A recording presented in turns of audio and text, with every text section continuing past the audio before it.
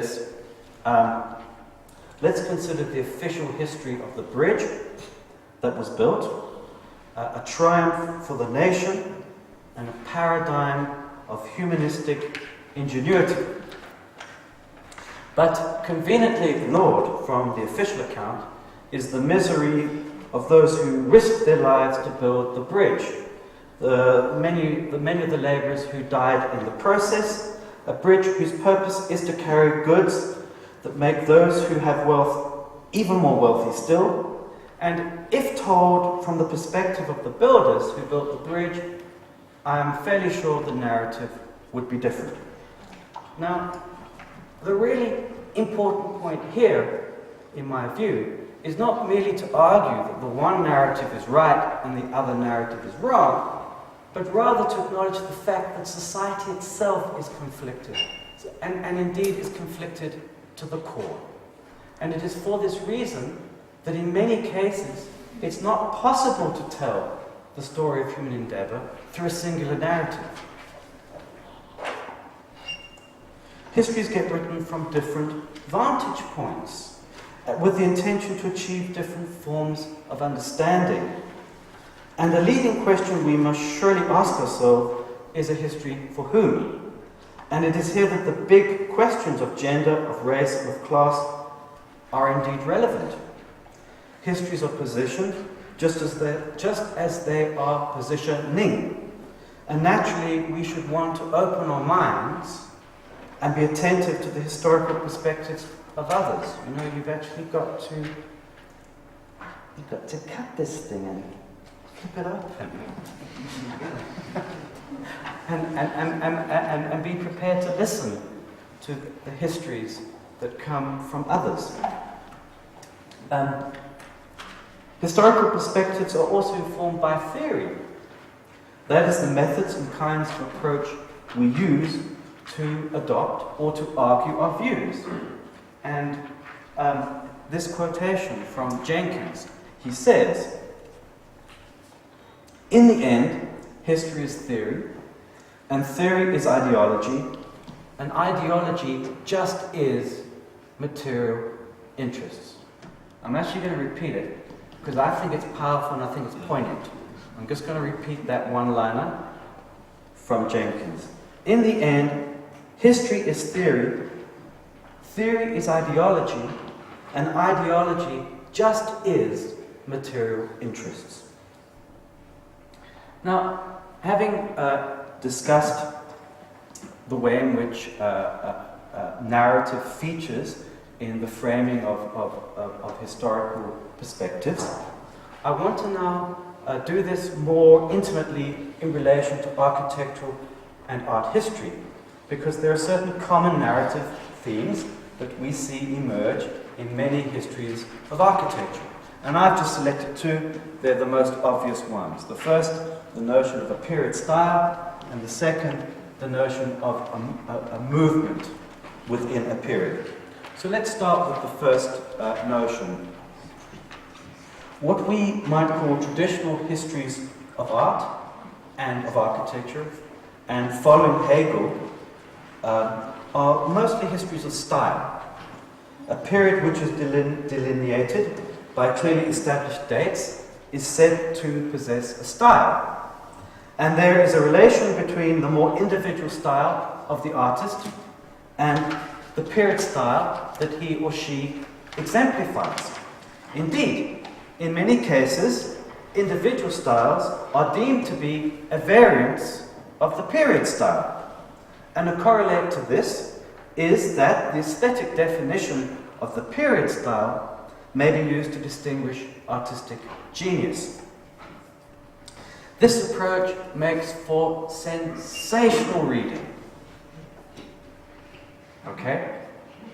And it's not for me to say that one shouldn't write art history this way. But the real question to ask is this plot adequate? And does it tell the truth? The period is also often thought to have a certain movement. It's as if there's an inner compulsion for a perfection and then a fall before the cycle repeats.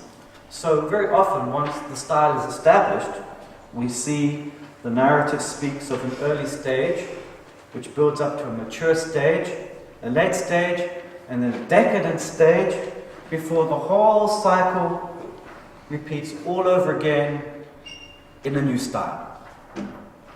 And when we read art and architectural history of a certain ilk, it often appears that architecture is predestined to follow this cycle. An important aspect of the cycle is to define the high point. It's the point at which all early versions build, and then all latter designs fall away from into decline. And once again, I'm not saying that our historians should not adopt this notion. It makes for sensational reading. But the real question is, to what extent is this the product of the narrative, and to what extent is it true of what actually happened? There's this very nice quotation from Jenkins. He says, "Even the most empirical chronicler has to invent narrative structures to give shape to time and space. And because stories emphasize linkages and play down the role of breaks, of ruptures, then, concludes Lowenthal, histories as known to us appear more comprehensive than we have any reason to believe the past was." And here lies the leading problem with the interpretation of period, style, and of movement, namely the blind spots that get exorcised out of the narrative. Why must a building that arrives prior to the high point be appreciated purely in terms of what it supposedly leads up to, rather than being appreciated in terms of inner merit or upon some other terms entirely?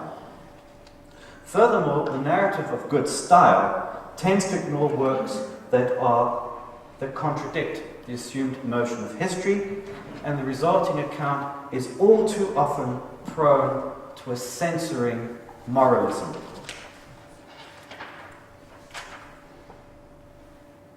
Okay, well, you guys have been very attentive. Me banging on about all this theoretical stuff. So it occurred to me that I actually ought to answer this question: why should we bother to listen to this lecture on history? Why are we interested in history? I'm going to discuss that very briefly, and then I'm going to get into the question of history in a capital H. Well, I take it as given that the study of architecture and architectural criticism is deeply embedded in our understanding of history, and that historical studies are very important for architecture. Because history is often written to explicate and to vindicate a certain mode of practice. And I'm of the opinion that we have history, we have theory, and we have design practice, and these things they're thoroughly interwoven. This wonderful etching by Albrecht Dürer of 1525, titled "Draftsman Making a Perspective Drawing of a Woman."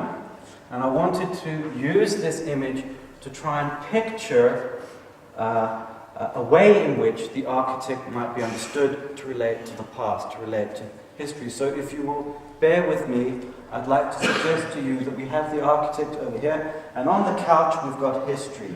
And our architect is observing history. He or she is drawing from history. And very importantly, you will note in the middle, there is this grid, this scientific grid that enables an objective account in the architect's drawing. I think this image indicates at least two ways in which history is important for us when we do design. The first is pretty obvious. In many cases, not in every case, but in many cases, we're working from ideas and notions which come from our past, and so in this sense the very act of designing is a reinterpretation of material that we get from our past. We are drawing from the past. But in a second sense, I think it's also true to say that the values, the techniques, the forms of knowledge, in fact, even the very way of drawing, our mode of composing, is something that we impose upon the past, but by the same token, those techniques themselves are derived from previous impositions on the past. So we are drawing with instruments that are themselves drawn from the history as model of our past. History is almost like our science in that it provides the aesthetic substance of our imagination, as well as the techniques and forms of knowledge that are required for that self-same act of imitation. And since we are deeply embedded in the flux of time, the so-called critical and self-anointed practice of architecture is more like one giant psychotherapy session with history on the couch. Sorry, that was a joke.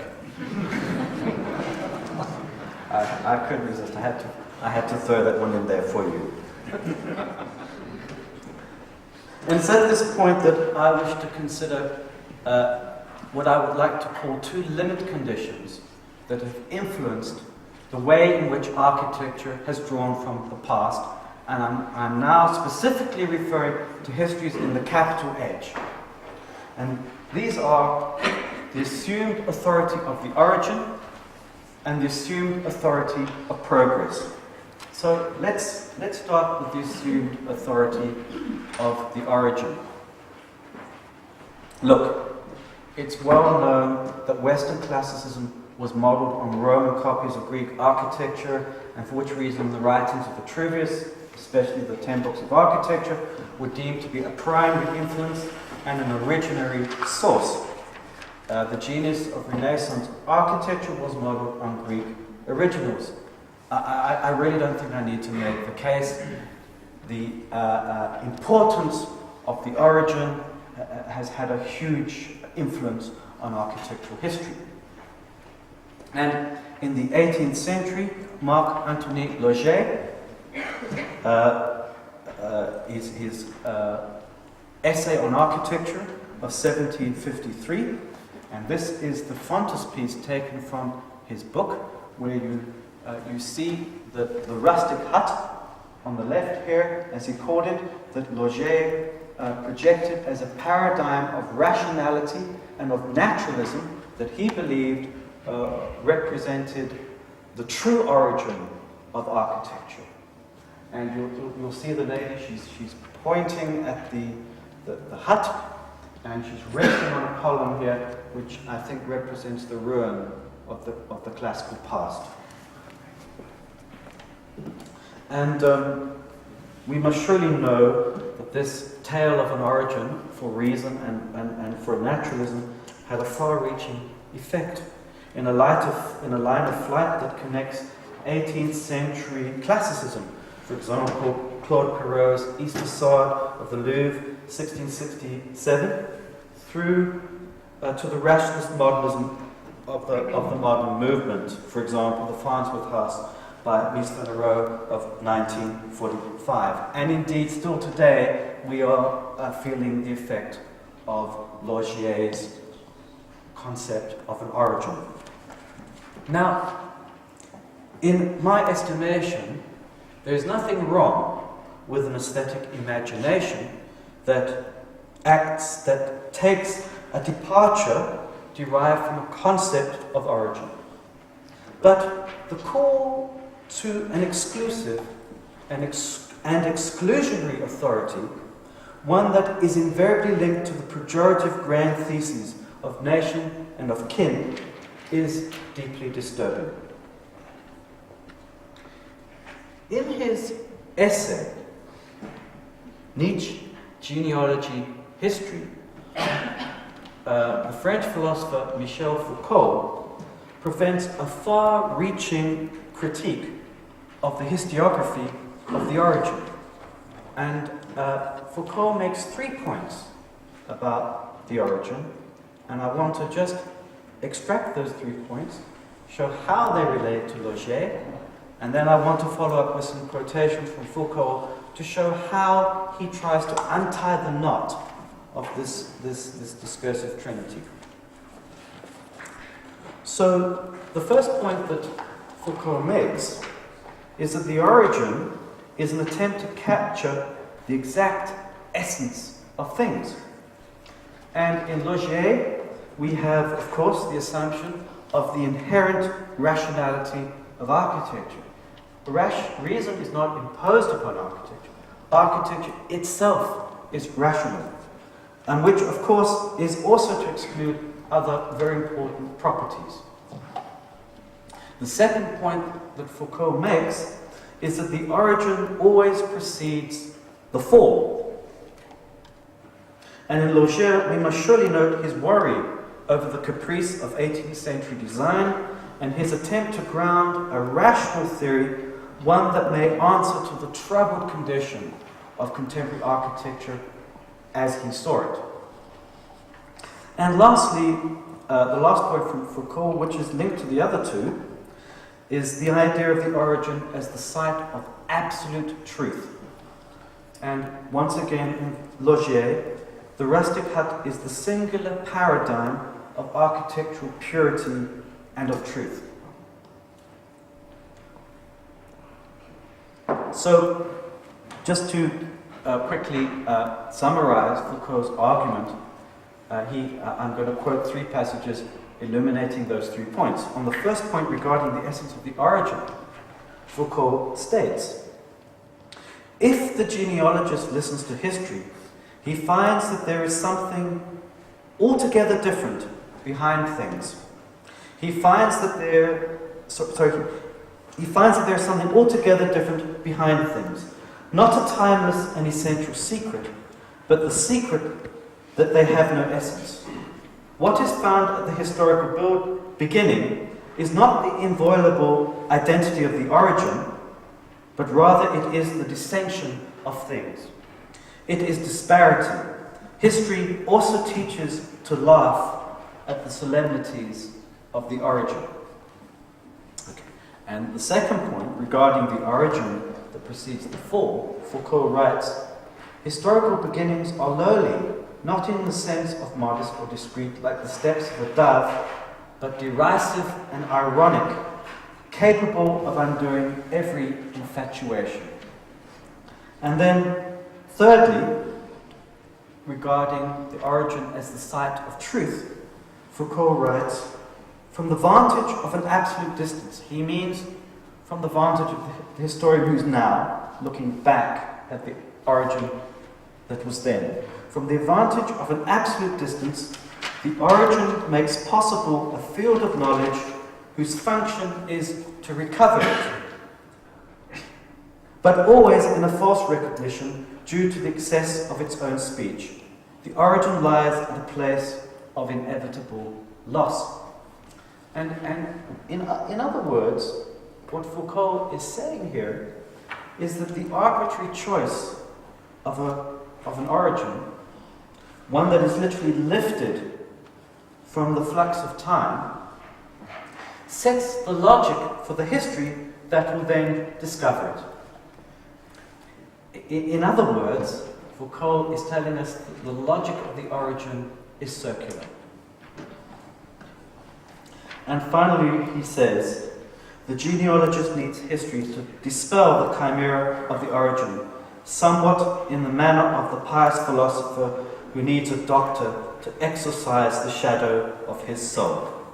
Okay, I'd like to move on to consider the second point, that being the assumed authority of progress. Or a flight into the future. And in Towards a New Architecture, Le Corbusier proclaims the necessity of a new architecture for a new era, one that requires a fundamental break from the past, and as Le Corbusier puts it, I'm quoting you from Towards a New Architecture. A great epoch has begun. there exists a new spirit. Industry overwhelming us like a flood which rolls on towards its destined ends, has furnished us with the new tools adapted to this new epoch, aimed at the new spirit. If this new fact be set against the past, then you have a revolution. And essentially, with Le Corbusier, we now have the machine on the couch. And perhaps I should have said that to you, referring to my picture from Albrecht Dürer with Loger, got the primitive hut on the couch. Now with Le Corbusier, we have the machine on the couch, and the architect is drawing from the machine. Architectural modernism, in its so-called heroic period, may appear to reject history, but the modernist project is in fact deeply steeped in historicist assumptions. To be modern is to reject history, and to do so requires precisely a theoretical conception of progression, that is, a conception of progress. Modernism requires